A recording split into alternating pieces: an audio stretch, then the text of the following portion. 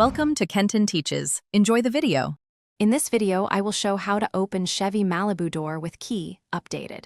Start by standing by the driver door and holding the key blade straight, not at an angle. Insert the key gently until you feel resistance, then turn slowly toward the rear of the car while keeping light pressure.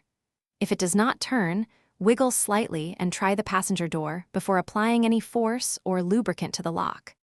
If the key sticks or won't turn, stay calm and avoid force that could snap the key.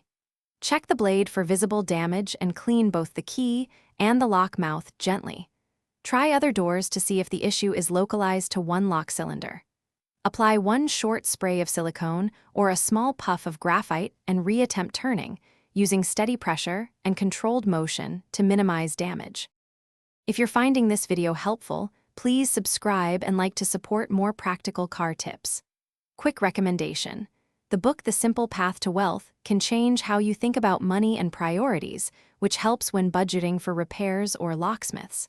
I find a short, clear money plan prevents panic spending after a lockout. Check the description for the link and other deals. Now let's get back to the video.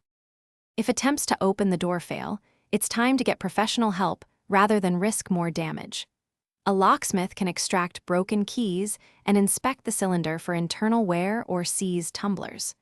Roadside assistance may cover lockout service depending on your plan, which can be faster and less risky.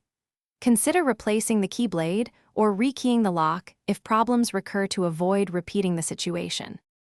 Thanks for watching. Please subscribe if this video was helpful.